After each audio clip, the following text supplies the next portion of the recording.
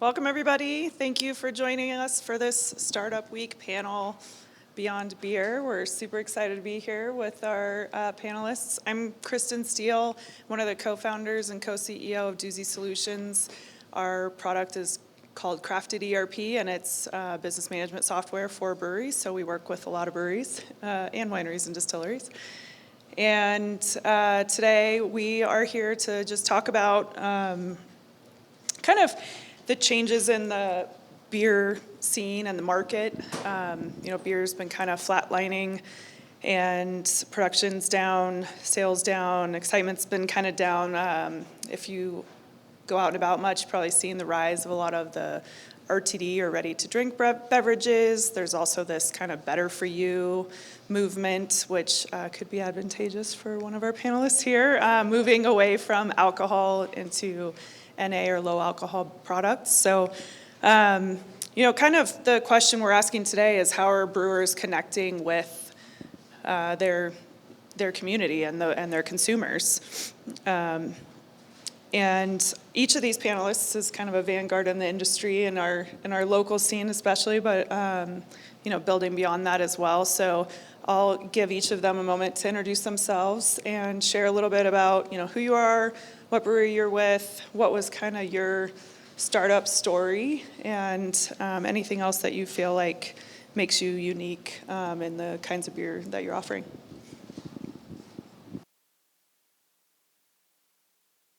All right. Check. All right. Thanks for coming. My name's Ryan Evans. I run Brews Beers, which is an all Belgian-style brewery here in the Denver area. We've got a main location and tasting room up north off 67th and Pecos, and then we've got a secondary tasting room over off of Colfax and York. I fell in love with Belgian beer backpacking Europe in college. I knew beer, but I didn't know Belgian beer, and like any good college student at the time, I was on my way from France up to check out Amsterdam, right? And I heard they have good libraries up there and education, so I was on my way up there, and I had a 2-hour train layover there in Brussels, and so I went to a pub and asked the guy for a beer list, and he brought a book to me. So I flipped through this book, and it could have been a different language. I had no idea what any of those beers were. And so he came back for my order, and I said, well, what do you drink? And he goes, triple. And I didn't know if he called me a bad word or what. I said, okay, I'll take one. And he goes, triple Carmelite. And I said, whatever that means, I'll take it. And so that was the first Belgian beer I'd ever experienced. It's a Golden Strong. In fact, I brought some triples tonight so that you can drink those if you're into triples. But it changed me. I found myself going back over and over to Belgium and learning the culture and the beers. And then I came home and I couldn't find Belgian beer anywhere. I was on fire. I was telling everyone about Belgian beers and all this great stuff, and you couldn't get them here. So then my wife found a course that a guy was giving about Belgian beers. So I went and took his course and tasted his beers, and they tasted just like what we had in Belgium. And I said, look, I don't know much about starting a brewery, but I know this is good beer and others should experience it. And that's the birth of Brews Beers. So we've been open coming up on 8 years, and all we do is Belgian style, and we just have a lot of fun. We take, we'll get into that later, but that's my journey into beer. So that's why I'm up here, I guess. All right. My name is Karen Hertz, and I am the chief brewista and founder of Holidaily Brewing Company.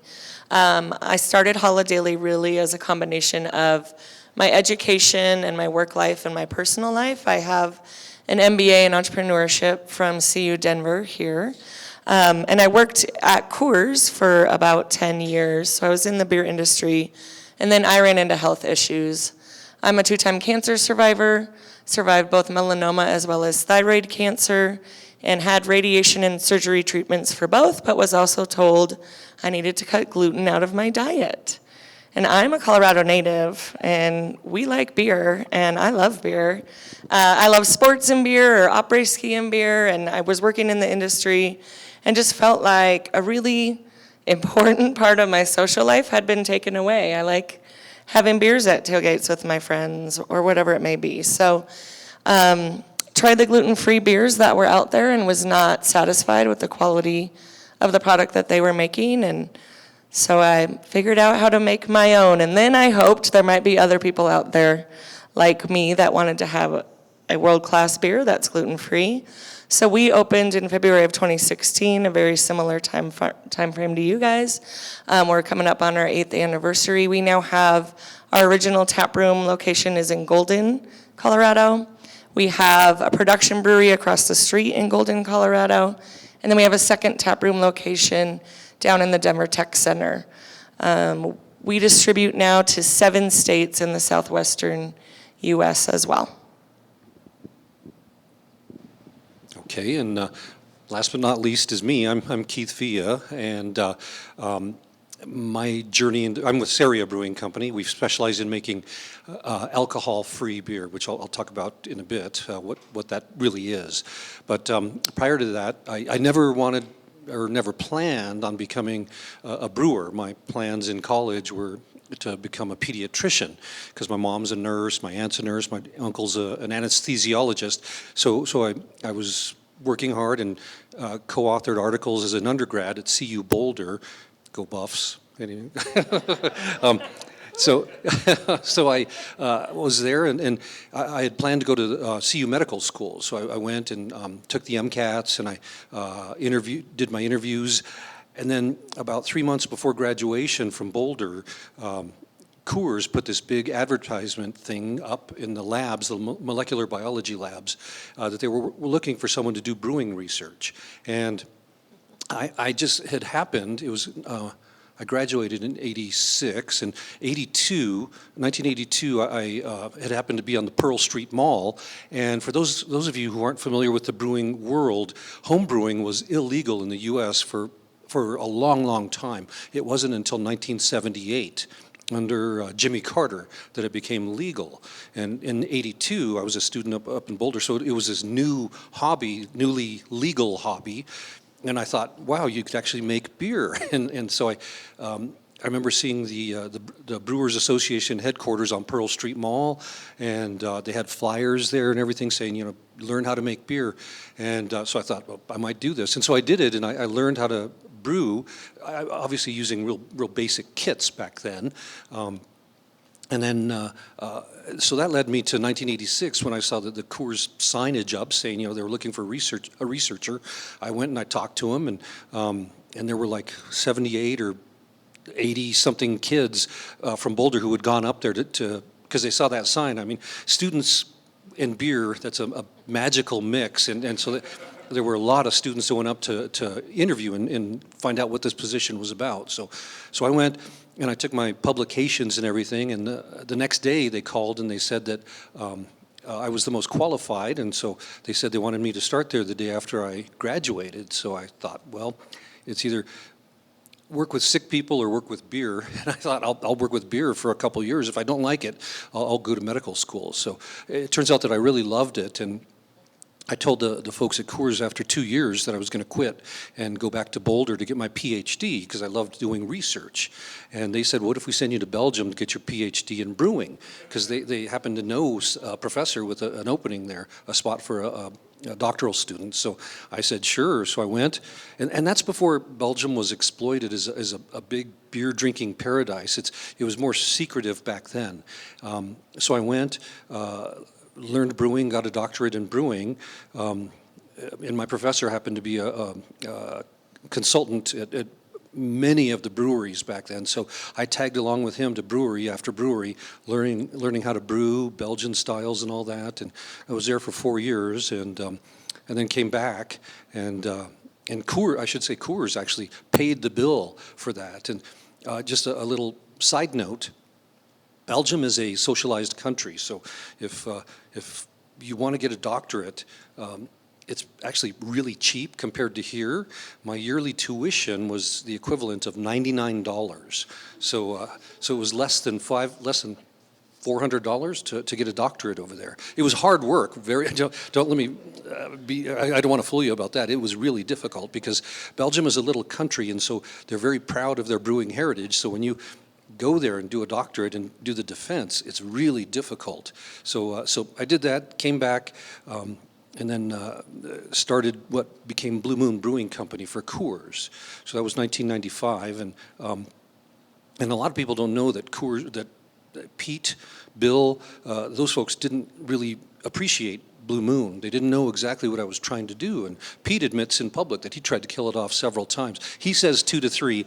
I remember 4 to 5. So, but they really didn't. They wanted a German type of beer, craft brewery. In those days, they called it micro brewing. And but I really loved Belgian beers, so I created Blue Moon, and I created that flavor profile. It's not true, authentic Belgian style, but it has what I say a first sip likability, meaning from a consumer's perspective, you taste it and you like it right away, and that's what I wanted to go for. And because of that, Blue Moon grew to become the biggest craft beer brand in the U.S., and it still is a $1 billion brand. It peaked out at, let's see, 2 million barrels, which for craft beer, that's a lot of beer. A beer barrel is 31 gallons, and so 2 million 31-gallon barrels. So it's a lot of beer that we made for Blue Moon. But after 32 years there, I decided to retire. So I retired, and luckily they had a retirement program where I could walk out the door and with full pension and health insurance and all that other stuff. So it's the type of thing that drives companies broke nowadays. And but I took advantage of that and left. And then my wife and I started Seria Brewing Company, which is dedicated to alcohol-free beer. And we actually were making alcohol-free beer infused with cannabis, THC, and alcohol-free beer by itself. So that's where we are now. Is Seria Brewing Company is.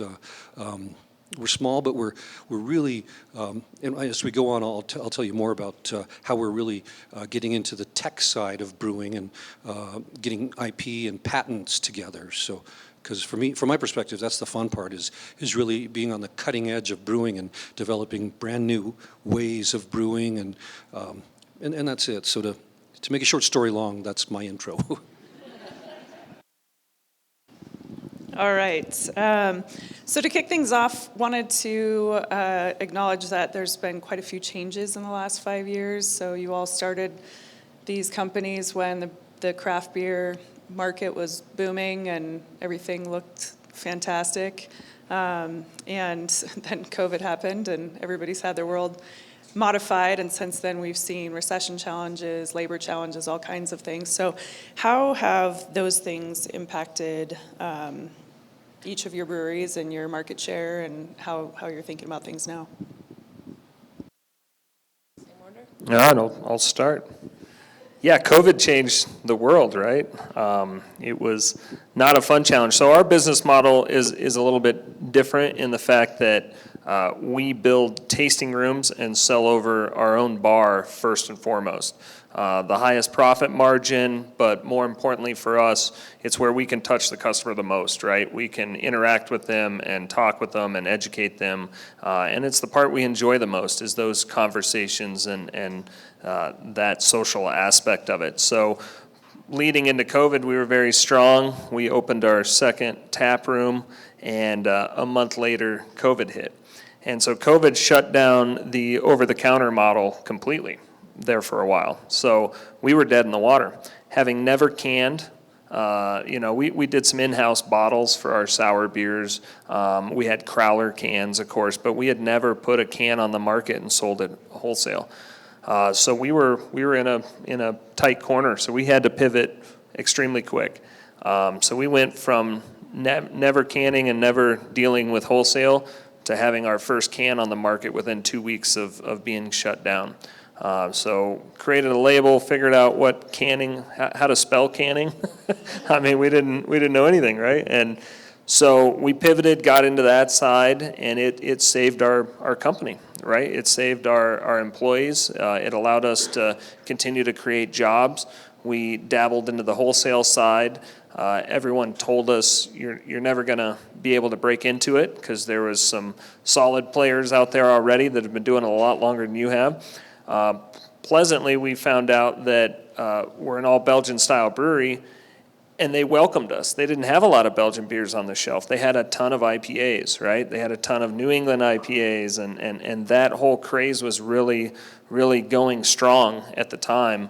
And we're not big IPA players. We're big Belgian players. So they welcomed us and gave us SKUs on the shelf almost immediately. So we were able to build a pretty good momentum early on in COVID on the wholesale side. So we figured that out and rode that wave. Eventually, they started to allow you to open up your tasting rooms again, but you had to be outside, which was great. You could drink beer with a blanket and a snowdrift on a porch, and that was fun for 2 weeks, and then people quit showing up for that game. But we had a bring your happy hour blanket special, so if you brought a blanket with you, you got money off. It was fun for a week or two, and then that died off. So wholesale was great for us. Then as we emerged out of COVID into more of today's market, we've now got an additional revenue stream that never existed before COVID, that we would not have pushed into this early on in our company lifespan. So, it's kind of one of those stories where there is some positivity coming out of COVID, and now I get a play on the wholesale side, and we enjoy it. We're good at it, and it's here to stay. But it has changed, right? So that part is important to us. Tasting rooms are still more important to us, just because of the reasons I mentioned earlier. But that's where we diversified through COVID. I'm sure we'll hit on some other changing of the market facts as well. But I think that's a story to see that it's not a good story out of COVID, but it came out all right. Nobody had fun, really. I mean, it was COVID, right? It was a pandemic. Holla Daily, we have this unique niche. So for us during COVID, I would say on average in our tap rooms, like an average ticket is probably $30 to $50. And our average ticket in COVID was like $150 or $200 because people, me included, were loading up because we were like, I'm going to be locked inside with my kids for the next 3 months, and I'm going to go crazy. And I think, too, if people wanted to support a small craft brewery, you had 400 to choose from in Denver. If you want to support a small craft and you need gluten-free brewery, you have to choose from. So we had people driving from all over, loading up on beer from us. We did really well in the off-premise as well.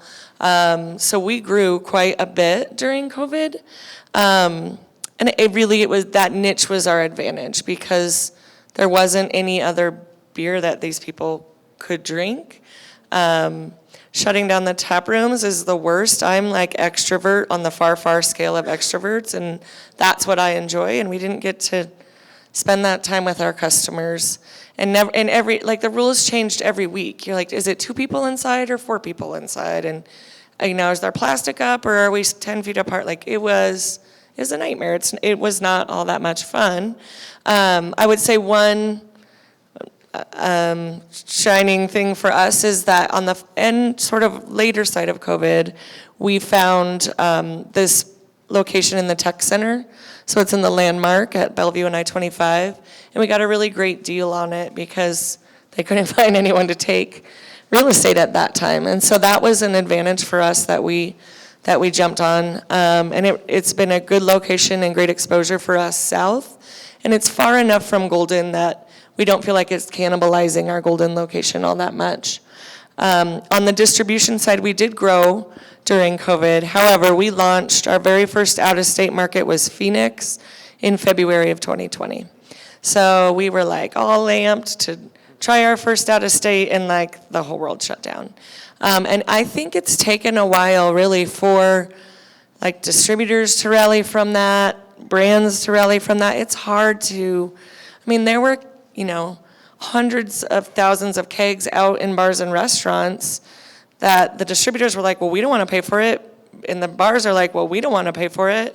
Who's going to pay for it? Well, the distributors had to come pick it up. So it was like they could only do so much with the resources that they had. And a little brand like mine is not a priority at that point.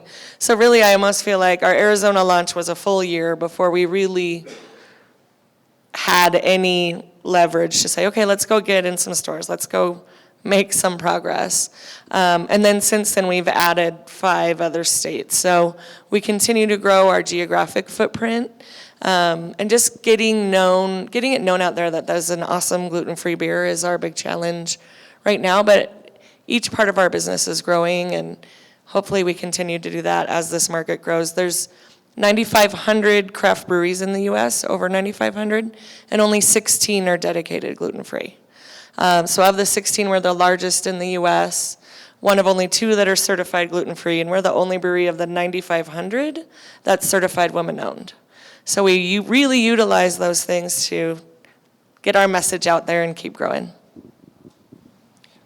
Let's see, and for us, during COVID, we were actually in the cannabis market. And for those of you who remember, the cannabis and alcohol were both deemed unnecessary, or I forgot the exact terminology, but people, during COVID, and I remember they were going to close down dispensaries and liquor stores, and people lined up to get stuff, and it was a mess. And but at the last minute, the state backtracked and said, no, dispensaries will be open and liquor stores will remain open. So for us, we were in the cannabis market where we were making our alcohol-free beer with, and I should say or explain that in the world of cannabis and alcohol, alcohol is federally legal, obviously. It's regulated by the feds, specifically the TTB, the Alcohol Tax and Trade Bureau.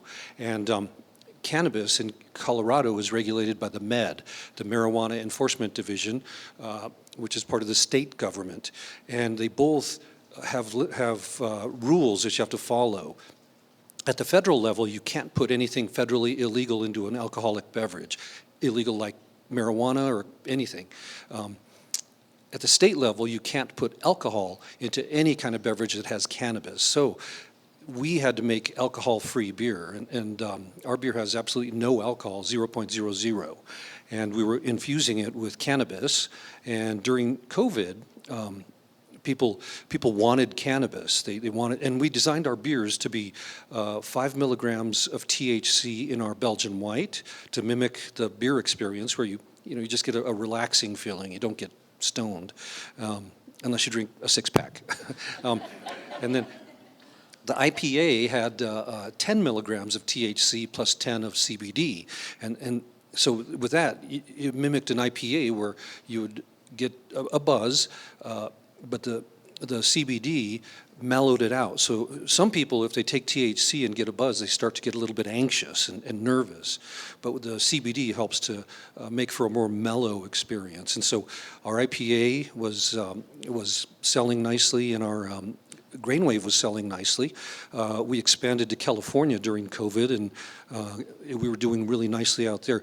Profit margins were great and everything, but and I should also say that when we launched our company in 2018, we built our pilot brewery and offices on our property, so to minimize costs, because we're retirees and we wanted to really start small and minimize any kind of cost. So we own our little office and brewery and everything. So we never had to pay leases or anything for any equipment or all that. We owned everything. So we really lucked out, because I had a lot of colleagues who were worrying every single day because they had leases they had to pay on equipment, on office space, and they couldn't go to the office. So it was really, really a terrible situation for them.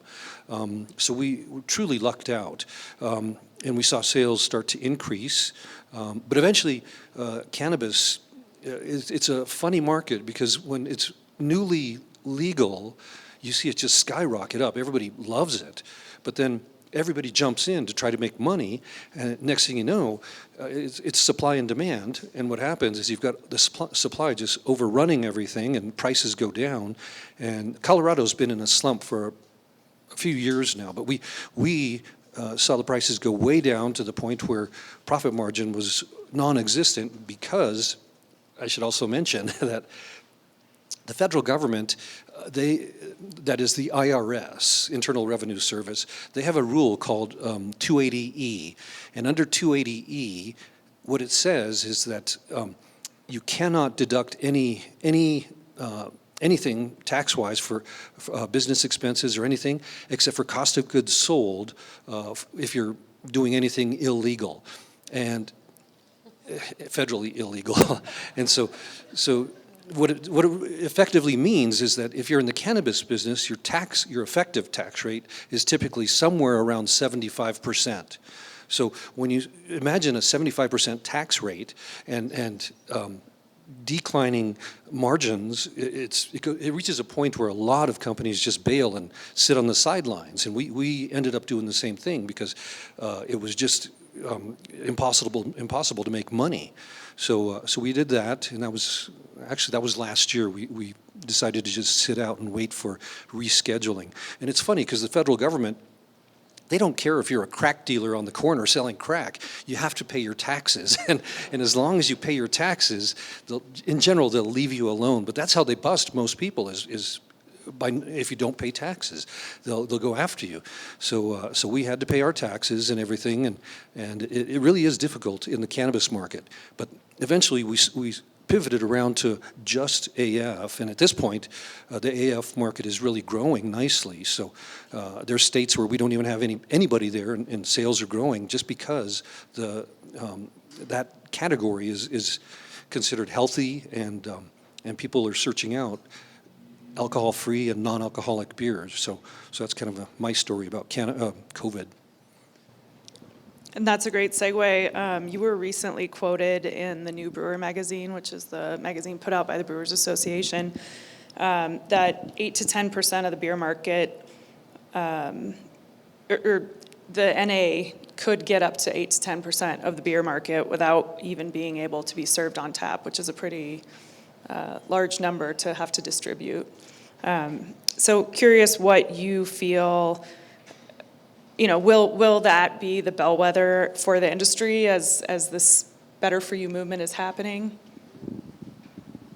Yeah, personally, I think it's there's a lot of runway for non-alcoholic and alcohol-free beer. And let me take a step back and define the difference. The federal government really is strict about anything you put on your labels concerning alcohol. And they have special labeling for low alcohol products.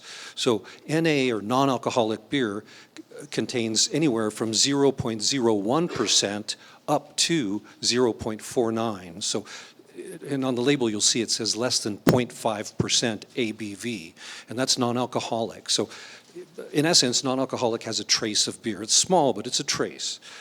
Alcohol-free beer, called AF, has absolutely no measurable alcohol, so it's 0.00. And the federal government, the TTB has a laboratory with it's called a gas chromatograph, where they measure alcohol, and if they detect any type of alcohol, they will make you label your beer NA. But if they can't detect anything, then they say, okay, you're free to call it AF.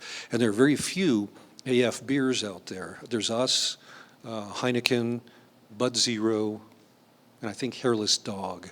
So it's just a handful, give or take, of AF beers. Almost everything else out there is NA. So we've got a nice little niche, which is also good because if you put cannabis in it, you don't have to worry about the feds coming after you, because if there's any alcohol, that's where the feds will come after you and say, oh, you're above the limit, or you'll have the med or other cannabis authorities coming after you saying, hey, there's alcohol in this product, but ours has none, so we're in the clear when it comes to that. Which leads me to the point that a lot of people consider cannabis to be healthier than alcohol. And so we're in an area where we can actually make products that people perceive as healthy. And because of that, I anticipate the market growing for alcohol-free beer and cannabis beverages once they're rescheduled from Schedule 1 to Schedule 3 or whatever. I anticipate a lot of growth because right now, NAAF beers are 0.6% of the market here in the States. In Europe, you have countries like Spain, where it's around 14%, Germany, where I think it's a little under 10% of the beer market. In other countries where it's significantly bigger than here in the States. So that's why I firmly believe that we'll see the market share for non-alcoholic beer go from 0.6 up to the 5 to 8% range. And I think that's to me conservative, because you have other people like Bill Schufelt, he's the guy who started Athletic Brewing, and Athletic is by far the big leader in this NA category. They're huge, and he believes it could get up to 12 to 15%, and so either way, there's just so much runway, and that's also why you're seeing a lot of NA beers coming up on the shelves, because a lot of brewers are looking for additional revenue streams, and NA beer is one of those things where they can make it fairly fast, fairly cheaply, and get it out there. And by cheap, I mean you don't have to pay federal excise tax on NA beer because there's no alcohol to tax. So it's a nice way for breweries to jump in and make some money. Of course, later on I'll talk about some of the pitfalls of making NA beer and why it actually is a little more expensive to make if you make it the right way. Thank you.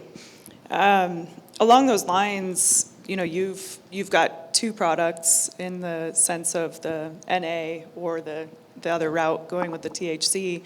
I'm curious for the other two of you with your very specific niches, if you've considered what those other revenue streams could be with expanding into seltzers or kombuchas or things like that. And, Karen, if you want to touch on as well the difference between gluten-reduced and gluten-free and how that's impacted you. Sure. So when I started out, I just wanted to be, this is going to sound silly, but the best gluten-free beer in the world. I'm not focused on a seltzer or a cider or making anything else. I just want I want Holiday to be the best at gluten-free beer. And so I didn't want to get distracted by making other products. And one thing that we've done that's really unique is we sell our beer into about 80 breweries in the Front Range, including my good buddy over here. Why would one brewery buy another brewery's beer? And it's really because they don't want to deal with brewing gluten-free beer. It is a pain in the ass, and it's expensive, and we do a good job at it, so they can offer their clientele a gluten-free beer. And it may not be every single person that walks in their room, I know it's not, that walks in and wants a Holiday, but if I go out with 10 friends, I decide where we go. And so we'll head into Brews, I'll drink Holiday, and my 9 friends are drinking Brews beer, and our group wouldn't be there otherwise. And so we really utilize this. Drew is our sales rep that sells to all the breweries here. And that's been a great avenue for us. And a lot of breweries, I do think, make seltzers, and that's their gluten-free option. But if I walk in and say, do you have gluten-free beer? And they say, no, but we have seltzer. To me, that's the same as me walking in and saying, can I get a hamburger? And them saying, no, but here's a pizza. Like, it's not the same thing. I want a beer. So I get worked up over that a little bit, but that's okay. So in terms of Holiday, never say never, right? The market has taught us, like, God only knows what's going to happen in the next 5 or 10 years. But my direction and strategy is be the best gluten-free brewery in the country, in the world, whatever we can do. Gluten-free versus gluten-reduced, similar to what Keith's talking about, gluten-reduced beer is brewed with barley or wheat, and then an enzyme gets dropped into it. You probably drink a lot of gluten-reduced beer because it's a clarifying enzyme called Brewer's Clarex. Keith, don't get scientific on me, but this is what I know. But what it does is it takes a gluten protein and it chops it into pieces. So the gluten's actually still in the beer, it's just in a very small form. And a lot of the tests that we use don't pick up those pieces. But the issue was a brand like Omission, which is a gluten-reduced beer, put it out on the market and got reports of people getting sick. And they're like, wait a minute, it's testing under 20 parts per million, it should be fine, but it wasn't. And it's because these sensitive consumers could pick up on those teeny tiny pieces. And they've done research now in Australia to look at it, and they're finding that that's the case. So the difference between a gluten-reduced beer and a gluten-free beer is that every ingredient that goes into our beers is gluten-free. So rather than using barley or wheat, we use millet and buckwheat. And then hops are gluten-free and water's gluten-free, and the yeast that we use is gluten-free as well. So that's how we ensure, similar to zero alcohol, there's zero gluten in there. I mean, our brewers can't even eat a sandwich in our production facility. We're pretty hardcore about it, so that's the difference there. Yeah, I think Karen hit it on the head. You know, we've never made a seltzer. We're not going to. That's kind of a place where we stand. We're trying to be the best Belgian-style beers made in America. So very similar approach in our areas, and same with Keith, right? You've got 3 breweries that are laser focused on what they do, and they know what they're good at, and they stick with it. And that's been our motto the whole way. You know, you can do a lot of things, but you can't do them all well. And so she makes fantastic gluten-free beer. Why am I going to try to reinvent that wheel when she's already crushed it? I put it in there. People connect with that brand, and like she said, they come to our brewery, and 2 out of the 8 might be drinking her beer, and we're all coming out ahead that way. So it's a good thing. Same with Saria, sorry. He brought his beers in. We sat down, we tasted them, we talked about the history and how it all started and his inspirations, and we brought his beer into our tasting room as well. And it's popular. Those are a lot of times our designated drivers, which obviously we encourage. If you're imbibing in alcohol, we want to see a safe way home. It's also, we see it used as a final round. If someone wants to hang out and watch the rest of the game or finish trivia or whatnot, but they know they're driving, they can crack one of his beers and still be part of the group and still have fun, still have that social aspect. And then we're left kind of spoiled to where we can focus on what we love to do, and that's the Belgian styles. And you know, we have very strong beer. You know, that triple we brought tonight's 9.5%. So you know, we're yeah, that's your warning. So we need some balance like that, and so it works well for us. But I think, just in summary, just focusing on what you're good at and where your passion lies, and hitting that out of the park, and not trying to get off and do other things, you know, ciders and carrying wine and doing non-alcoholic and doing gluten-free and doing seltzers. I mean, they're all on the table for a brewery, but we don't go down there. We've got good partners that do it, and we do what we do best, and we have fun doing it. Just one more thing, you know, with this being Denver Startup Week too, I feel like really the biggest lesson I learned in my entrepreneurship MBA was exactly that. You can't, you know, if you do everything, you're not going to be good at all of it. So pick the one thing that you love, and it can be accounting, or it could be marketing, or it could be finance or brewing or whatever it might be, and be the best at that, and then utilize your network to fill in the gaps where those aren't your strengths or those aren't what you're passionate about. And I think that really just reinforced my strategy from the beginning, was that lesson coming out of my MBA program here was just, I mean, pick your lane and be the best at it. And there's other people that are picking their lane that you can work with, whether it's your salesperson or whatever it might be, but know your lane and be the best at it, and then utilize everyone else that's in their lane and is the best at whatever their lane is. On that note, you recently partnered with a cruise line to really embrace your lane. Curious how that's fitting in your growth strategy, and if you could just kind of tell us how that came to be. And Totally. So there is a cruise company called Celiac Cruise. It's another woman-owned business, and she goes out and essentially rents cruise ships, cleans them out entirely, makes them entirely gluten-free, and then we set sail. So Holidaily is the official beer of the Celiac Cruise. We've done cruises in the Caribbean, Alaska, Germany. Just got back from France about a month ago. They're going to do Greece next year. So I literally found them on social media and was like, we got to talk to these people. It is easier to sell beer to a cruise ship than it is to Applejack. I mean, seriously, like, yeah, I'm not kidding. It's a lot easier. So we just have to ship it there, which is great, and then they get it, onto the cruise ship and wherever it needs to be. But so that was an extra bonus for us. But I mean, ultimately, this is just awesome exposure for Holidaily, and even global exposure for Holidaily. I've had investors come out of these cruise ships. These are people that fully believe in celiac, either because they have it or a kid has it, or a gluten sensitivity. But these people, these families, especially people with kids with celiac, like, they don't get to go to an all-inclusive and never worry that, I mean, if someone gets sick or they get sick, that's days of their vacation they've dropped thousands of dollars on, and the kid's in the hotel room sick. And so on this cruise, it's like, people are like crying. I mean, they're just free to enjoy a vacation as a family. So to be a part of that is the best. And if I have to go drink beer with people for a week in France, I'm going to do it, Yeah, I was going to say, it sounds like you negotiated that contract well to make sure you had a Thank spot you. on those. Well, it's like if you've been on cruises and they have maybe the owner of the winery on board, it's very similar. They invite me to come on board and talk about beer. So we get to do tastings with everybody, and then I ultimately get to build relationships with these people, and I hope it continues forever and ever, because it's definitely a perk for all the hard work that goes into every other thing that we do. So Awesome.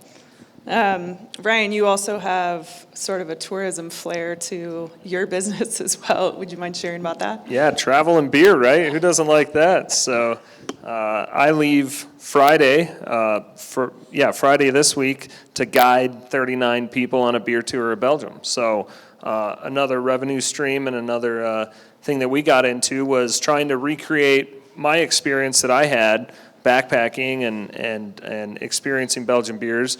We now offer a yearly trip to Belgium that we guide, and we'll do 10 days of eating, drinking, talking to people, making friends for life and contacts. And it's all of our customers that come into our tasting rooms and connect with what we're doing, and they want to go to the next level. Kind of a smaller step to that is we offer a monthly class called World of Belgian Beers, where you come to the brewery, you'll spend 2 hours with us, and we'll walk you through about a dozen different Belgian beer styles, the history, the flavor profiles. You'll taste them all. So not everyone can go on a 2-week European vacation with us, but they can at least come to the class and kind of grow there. And then a lot of those people eventually come on the trip. But it's kind of crazy to think, looking back, that was me experiencing it, and now I'm leading and showing others how to experience it. But these customers are customers for life at that point. They know you, they like you, they understand you, and you the same. So we learn a ton from these trips. We build partnerships over there. We've done collaborations with breweries in Belgium. Keith knows a lot of the same people I do over there now, and Peter Buchart was tied in very closely with Keith, and he brought him in from Belgium to America, which essentially brought sour beer to America through New Belgium. And so Peter is going to co-lead this trip with us starting on Friday, which is kind of a dream of mine, because he's a rock star in the Belgian beer industry, and here we are touring together and sharing the same experiences. So it's just neat, like the same experiences you've had on these cruise ships. I mean, people appreciate it, they connect with it. There's value there on both sides. So we continue to do it. COVID pushed all these trips back, and so we started to have to cancel trips that were supposed to go on during COVID, and nobody would take their money back. They all just wanted to go on the trip. So they said, well, keep the money, we'll just wait, when it drops. And so the second that dropped, within 2 weeks, we had our first group over there last year. And it was the most surreal experience, because we would be walking down the street and someone would go, wait, are you Americans? Because they would hear us talking, and they would come up and thank you for coming back. So before, we were the loud Americans that were kind of overrunning some places, and then they were so grateful that we were back. And so we did 3 trips last year. We spent 2 months over in Belgium last year guiding getting trips because nobody wanted to cancel. So we just rescheduled them all and brought everyone over. And so here we are leaving Friday on another one. But, you know, again, we're spoiled, we're lucky, but we're passionate about what we do. And we've found kind of our lane, and we just keep the pedal down. That's really awesome, considering the typical revenue streams, which I'm going to bring us back to, which are the on-prem and wholesale. You guys just touched on having these alternate revenue streams, which have been great for both of your growth. And to try to distribute and work that wholesale angle is a challenge. I mean, we work with a lot of breweries with our software. We always get to hear those margin stories that on-prem really is, the better place to be if you can do that. So curious, Keith, that you've talked about challenges with on-prem for NA, and not having, if you don't have a tap room, I guess, to do that, has that created challenges for your business? To have to focus so much on wholesale, and then any other comments you guys want to add about how you've decided where to focus your efforts, because you really do have to focus on either or sometimes. Yeah, the on-premise is where, and when we say on-premise, that means where you consume on the premises, like at a bar, at a restaurant, or whatever, that's on-premise. The other one is off-premise, like Applejack, where you go to buy a six-pack of beer and then you take it home and consume it at home. That's off-premise. So on-premise, in the old days, Yeah, and I should clarify, I was thinking like on tap. Oh, okay. And not just on-premise, which obviously you can cover. And so on-premise is where brands used to be built, and specifically on a tap, because whenever you launched a new brand, brewers would get a tap handle, put it out there, and build the brand on-premise, and through draft beer. Blue Moon was a prime example of that. Blue Moon, we went state to state, city to city, everywhere in the early days, trying to get Blue Moon out there, and it wouldn't grow at all at the beginning, and there were a lot of attempts to kill it off, but I kept pushing, and so as just like Ryan and Karen, you if you believe in something, you have to stick with it and see it out to the bitter end. So with Blue Moon, I created that orange slice garnish in 1997 to get it noticed in a bar, and it's functional because Blue Moon is brewed with orange peel. So I did that, and then 1998, I picked out the special type of glass for Blue Moon. It's that 22-ounce big glass that's pretty iconic for Blue Moon. Prior to that, we just used shaker glasses, but so it's like you really have to do everything you can to build your brand, and on premise. With the NA world, you can't. I would say you shouldn't put NA beer or AF beer on tap. The main reason is because when there's no alcohol in the product, the chance of microbiological contamination occurring really goes up. And so what could happen is your beer, your non-alcoholic beer, it could start tasting bad. It could start tasting really, or it could start looking bad. You could have bacteria that it's real stretchy and makes the beer taste terrible, sour. But worse than that, NA and AF beer can also potentially support the growth of pathogens. So pathogens are those things that can actually make people sick or kill them. Listeria, E. coli, those type of things. And so you really need to make sure that your beer is safe for consumers. And the only way to guarantee it is to tunnel pasteurize. So you have to tunnel pasteurize each can of beer. You can't tunnel pasteurize big kegs. So there's no, I guess, practical way to serve it on tap and guarantee safety for consumers. So that's why you never see NA beer from the big players, from Coors, Anheuser-Busch, Heineken. You don't see it on tap because of the potential lawsuits that will pop up. People could get sick and sue them. There are some craft brewers who are experimenting with it, and they say that they can keep it very, very guarded and everything to grow brands, NA brands, on premise, on tap. But that's, to me, that's an accident waiting to happen, because eventually someone is going to get sick. So from our perspective, we have been really focusing on growing the brand through word of mouth, but through social media, because social media is one place where people who are into NA really pay attention to social media. Well, everybody does, but in particular, NA aficionados. And so that's where we've been focusing rather than on premise, because you really can't, again, have it on tap. So being creative, we're trying to find other ways to really reach the consumer and tell them about our products. And there's some populations out there, especially younger people, that are drinking less and less, and they're actually searching out NA products. So if you look at any statistics, you'll see, I forgot what it is, Gen whatever, it's the young people. When I was young, I couldn't wait to turn 18 to drink 3.2 beer, and then 21 to drink full-strength beer and wine. I waited for that. But nowadays, I've got kids, and it's like they turn 18 or 21, and they're not out there trying to buy booze. They're saying it's another day, it's my birthday, but I'm just going to go have fun with my friends. And that's what people are doing. They're realizing you don't need alcohol to have fun. And it really is, for me, that was eye-opening. because it's like you're not drinking and you're having fun. And I remember talking to my daughters, and they say, no, you don't need to have alcohol. And it's true. Young people, they're looking and they're going and functioning and experimenting with being sober and but voluntarily.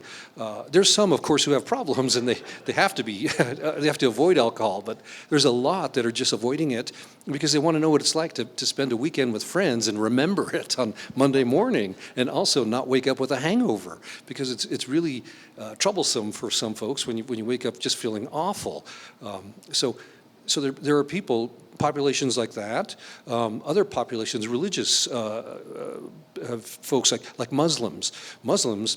Strict Muslims cannot, and I'm not Muslim, so I don't totally understand it, but they can't drink alcohol, and they won't buy even NA beer that has a trace of alcohol. They'll only buy AF beer, and they search for AF beers. Ladies who are pregnant and advised by their doctors not to drink alcohol, a lot of them will search out AF products, not NA. Because I should also say that there are some craft breweries who make NA beers and don't pasteurize, and it just takes one brewer's yeast cell in there to re-ferment and turn the NA product into an alcoholic product. And we've analyzed some NA beers that on the label it says less than 0.5, but they actually had 2.5% ABV. So to me, that's a real disservice to your customer, because your customer is searching for NA products. And if you're selling something that says NA and it's not, number one, that's illegal, but it's totally unethical too. So it would be like Karen having a competitor that's served a gluten-free, or actually gluten-reduced, and called it gluten-free. That's, there's people, you can make people sick. It's unethical. So, but there are populations that search out products like ours. So it makes the marketing side a little bit easier. You don't have to be out there all the time. It certainly helps, but if you don't have the money to do it, it's a niche where people search you out for a number of reasons, and that's we just happen to fall into that niche, and we kind of lucked out. But from a startup perspective, if you can find a niche that doesn't require a lot of capital or a lot of feet on the street to sell your product, and you have ready-built populations that are searching for your product, it just makes life so much easier. And that's kind of how you grow an NA brand. And then, of course, with cannabis, a lot of people want to get high with cannabis, but they want to do it responsibly. And that's where we say, why don't you try our products, because they're low-dosed products. And so people would try it because they say, wow, I never knew you could drink cannabis and instead of smoking it. And by the way, it's very social versus being kind of antisocial, blowing smoke all over people in their faces and everything. So there's different ways to grow your brands. And like I said, if you, as a startup, if you search out a niche that you can get into that requires low capital, low dollars for marketing, it really does make life a lot easier. That actually resonates with our software story as well, because there's a lot of business management software out there, but to cater to a specific industry like the alcoholic beverage industry that has a lot of federal requirements in their reporting made that our niche. So I don't know if you guys had comments that you wanted to add to that, or if I should move to the next. Yeah, just anything related to the wholesale or. Well, I mean, draft was a challenge, obviously, during COVID, and we had a huge fleet of leased kegs that had no home. They all came back to the brewery, like you had mentioned, and we were having a staff meeting in the brewery, and we had taken over the tasting room area because of all these pallets of empty kegs that used to live in restaurants, right, and on-prem accounts. And we looked, and I think we had a dozen of them. And that was like the visual impact of how COVID had changed the market overnight. Literally, that was our wholesale, and that entire market was now sitting empty in our tasting room, which had no people in it. And that happened overnight. So, yeah, draft is still a challenge. It hasn't bounced back like it was pre-COVID. Our draft numbers pre-COVID were way stronger than they are now. A lot of the restaurants didn't make it through, right? So you've lost some accounts through attrition there, but B, they're just not selling as much draft, or they're still a little bit cautious and sticking with cans that might have a easier and longer shelf life, a little less margin, but makes more sense for them now, and they can buy smaller quantities at a time and kind of survive that. So the market is not what it was pre-COVID, and it's going to take a long time to get back to that. So, the breweries that were surviving on just draft are still hurting. It's still a challenge. Obviously, tasting rooms, we're 98% draft in our tasting rooms, right? And then we sell cans to go and all that. But draft is big in our own tasting rooms. But yeah, that market is changed. I mean, look at downtown. You're down here now, and pre-COVID was probably I'm a native, born and raised in Littleton, and pre-COVID it was probably the best downtown Denver I've ever seen in my entire life. It was thriving. Restaurants, people, businesses, people were moving downtown in droves to live in $1 million condos and lofts, and here we are 2 years later. It's probably the worst I've ever seen this city downtown. The crime and the vacancies, and we just walked up the street before we came in here, and 3 corners had empty restaurants that didn't make it, just a block from here. So yeah, we're not healed. We're not back to where we were. That could take 5, 10, 20 years. The economic impact is huge, obviously, but they're also getting creative. A lot of the restaurants that made it through COVID pivoted, started to do a to-go platform, reduced staff, and figured out a way through, and that was mainly to-go, right? And then ghost kitchens popped up, and that whole thing. So yeah, draft has been hard. I think it's going to be difficult. Off-prem is difficult as well because everyone jumped in. I'm a perfect example of that. These guys were already in that market. I was forced into it. So now there's 3 of us in there, right? And that I'm not the only one who had to do that to survive. So all these breweries that used to just be on-prem are now selling off-prem, and it flooded the market. And there's simply, there was a spike during COVID, and liquor stores had their shine, right? They did very well during COVID. Their sales were up, margins were up, and it was very easy. Now that's kind of plateaued down, and they're getting creative and trying to figure out, how do we get new customers in? How do we get some more market share back? So competition's high, margins are low, cost of goods are through the roof. So it's not an easy time to be a brewery, and it never has been. I don't think I've had an easy chapter. I don't think any of us really have. So we're here fighting it, but we're enjoying it. Well, that's enjoying it is the key part there. And with that, we are out of time. So thank you so much for joining us. We did have, other topics and things that we had talked about when we prepped for this. So if you guys have any questions that we didn't cover and you want to ask questions, you can come up and talk to them. I think or we could maybe do some Q&A, but people can start filtering out if they need to. So.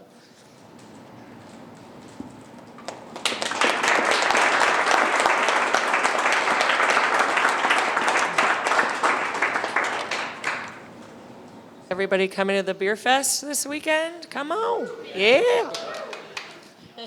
Well, yeah, because it starts this Thursday and goes through Saturday evening. I just want to say, I'm glad I didn't fall asleep, because today's judging, I've been a judge at the GABF judging beers for 30 years, and today my schedule was, in the morning I was judging golden ales, blonde ales, and experimental IPAs, and then after lunch, more golden ales, blonde ales, American cream ales, and then I finished off judging imperial IPAs. So. So if you guys, Imperials, typically 10% or so, and it's like, by the 8th one, it's like you're buzzing and saying, I got to get to this talk. So. Did anybody have any questions, or? Yeah, go for it. I guess this goes for all three of you. You guys all have incredibly unique products without a doubt. And kind of ties into the last kind of the struggle or just hardships along the way. My question is, with the cost of goods going up and up until end of sight and consumer spending decreasing at a rapid pace, how are your unique brands going to stay competitive in a distribution market, an industry that provides beer for less than $1 in most cases, as far as we talk retail and stuff like that? So I would just love to hear your input. It's quite the softball. Well, I can start, because we were thinking about that, because when we originally started making alcohol-free beer, we bought a piece of equipment called a vacuum distillation to remove the alcohol. Those things cost $1 million. They require a lot of expertise, and they're not consistent, because sometimes we'd end up with 0.03, 0.06, which is negligible to a brewer's perspective, from a brewer's perspective, but from the legal perspective, it's illegal, and that's why right now Heineken 0.0 alcohol-free is under a class action lawsuit, because they use vacuum distillation, and sometimes they're as high as 0.03. And so we took a look at that and said, you know what, that's expensive, it's not consistent, what should we do? So I got busy in my pilot brewery and figured out, invented a new way to make alcohol-free and non-alcoholic beer, using standard brewing equipment.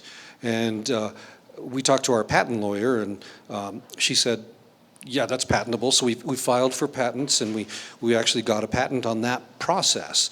And it allowed us to cut costs, because we can make alcohol-free or NA beer in roughly 8 hours from start to finish, beer's ready to be filtered, packaged, pasteurized.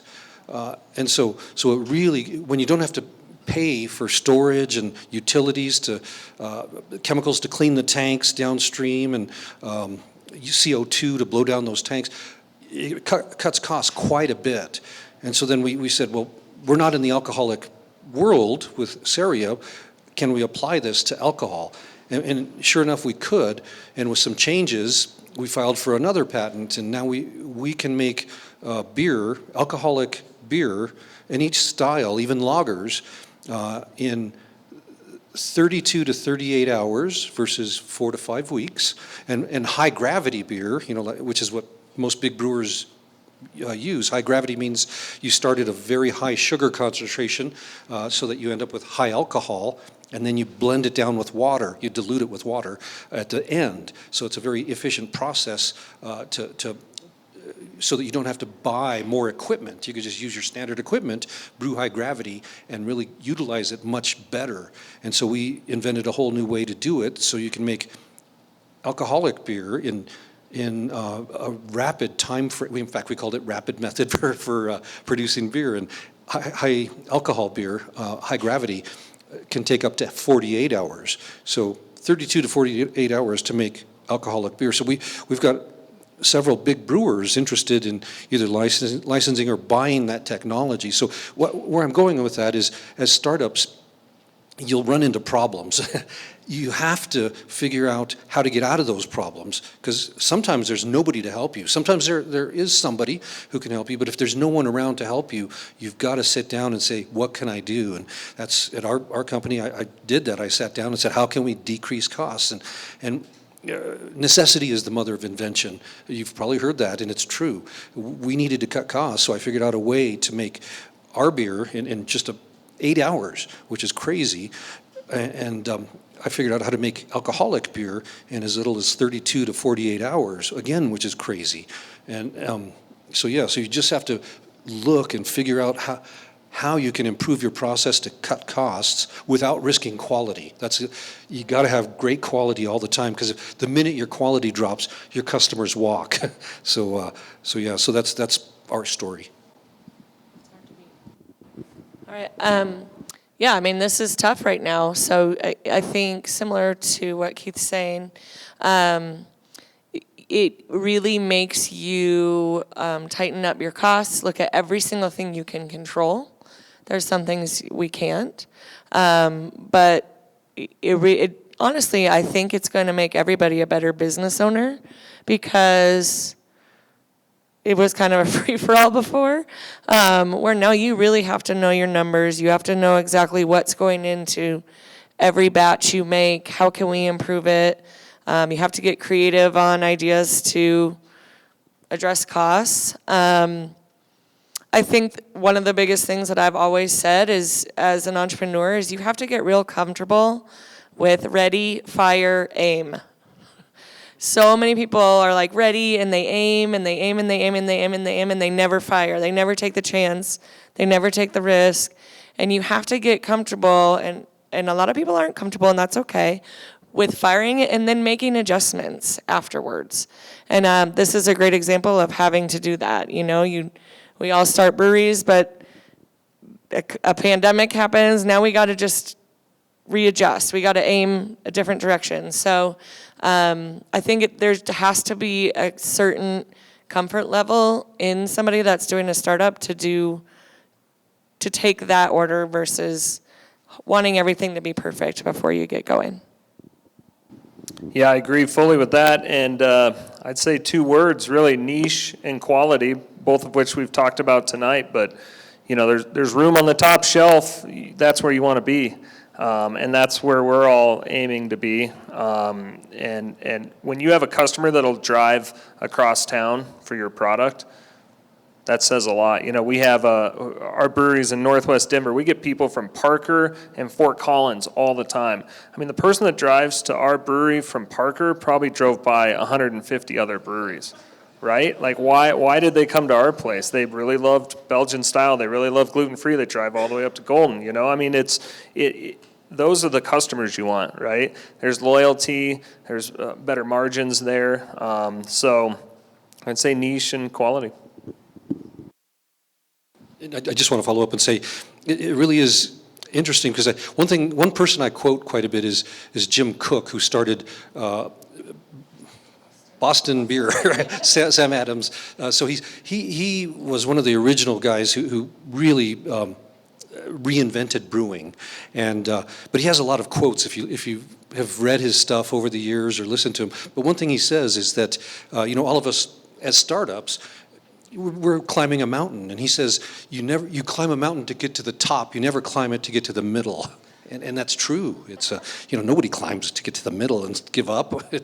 And so with that in mind, you really want to figure out how to cut costs, how to make high quality, how to find a niche that you can fit in and really exploit nicely to deliver great products to your customer base. And once you've done that, you're at the top of your mountain, and then you look for another mountain to climb.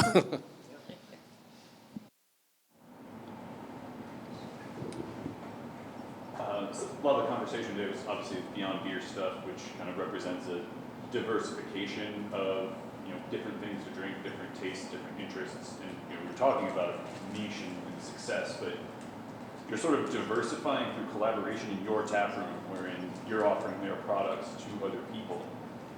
Now I know that that's possible in Colorado, but the patchwork of great legal stuff that we have in the alcohol industry means that it's difficult to do guest beers in a lot of places. Now, NA might fit in without those limitations, but certainly on the cannabis side, you already spoke about regulatory headwinds.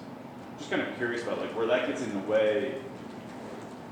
Do you design around that? Do you fight at the legal lobbying level? Just kind of curious about that story. Yes, I mean, we're in 7 states now, but the laws in every single state are completely different. So you have to know what you're walking into when you walk into these places. Some we can put in breweries, some we can't. So it totally depends on the state and what the situation is in every single state. So we just have to navigate that. We don't, in most cases, I mean, really here is the only place we have built a special, I guess, department in order to focus on that piece. But in other states, we haven't carved that out as of yet in the ones that we can do something like this. Otherwise, it's working with our distributor partners. They help us know the laws. They help us know what we can get to, and we send our product that way, and then they navigate what is allowed with what we have. We're lobbying hard to even the playing field with the wineries in the state of Colorado. So as an example, as a brewer, I can't be at a farmer's market. Wineries can. So you can go to your farmer's market on Saturday and taste wine and buy wine and head on home with it. For some reason, that's illegal for beer. Yep, distillers are the same way, so not quite fair, right? So we're pushing hard for that. But on the other side is, mail, the shipment. So a lot of these wineries have a club where they, you get a case of wine every 6 months or whatnot, or the seasonal releases. We can't do that as a brewery. Again, no real rhyme or reason other than antiquated liquor laws, which are different in every state. So yeah, we're lobbying hard, and I think within the next 2 years we'll get it done. We've made great progress on that, and we're behind that. That would change our model completely. It would change all 3 of our models completely. It would add a huge revenue stream for us, for me to be able to ship our beer, being such a niche, to another state or even around our own state would be a huge additional revenue stream. So yeah, it's not an even playing field. And then you've got, they crammed seltzer under beer, which is funny, but cidery, we can't make cider, but a winery can do all of that. And so each state's different.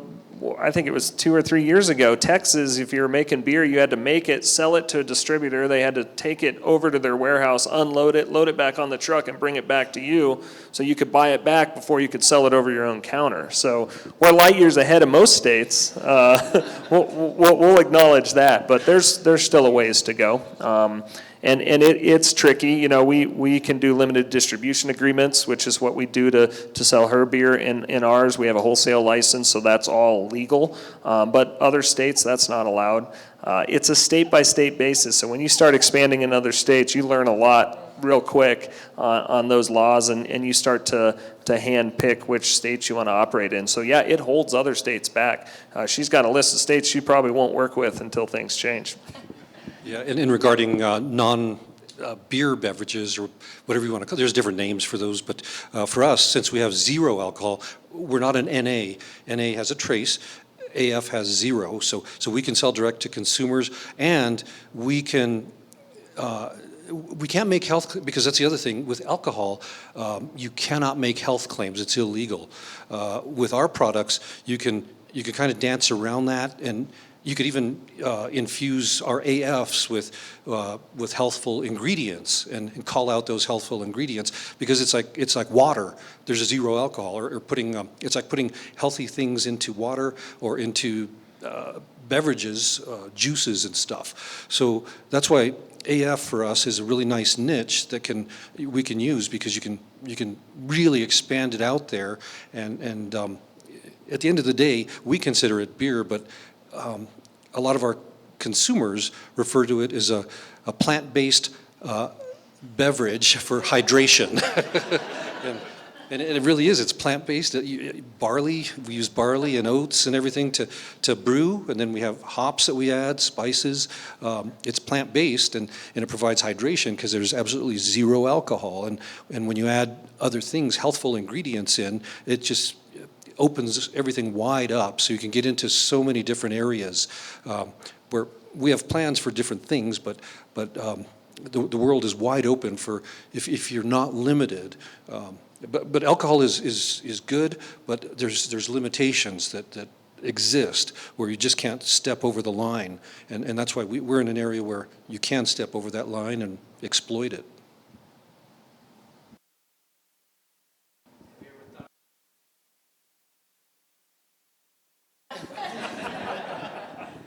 Collaboration maybe, but, I don't know about, in our facility, it wouldn't work, right? Her facility is locked down tight and clean, so, we're always open to those conversations, certainly, so. Now that we've got our process in place to make alcohol-free and NA beer, it's a rapid process, and you can make any style, and you can dial up the sweetness or dial the dryness up. You can just, it's a real versatile method, and so yeah, that's one way to actually do a collaboration. Of course, when I think Belgian beer with no alcohol, I think, why drink it? I lived there for 4 years, and I went to so many breweries and consulted with my professor, learned how to consult, and when you're going to the Duvel brewery and trying those high alcohol beers, or going to the Trappist breweries and helping them out and figuring out problem solving for them, and you're drinking a 9% Trappist beer, it's like it's really an experience. It's great, and that's why it's, from my perspective, having lived there and experienced the culture, first thing that comes to mind is why drink it. But who knows? It could be a pleasant surprise. I don't know. So it's worth a try. Yeah, keep your eyes on the Collab Fest next spring. I think we'll wrap there. There is beer in the back, all 3 types. So please join us in the back for some tasting.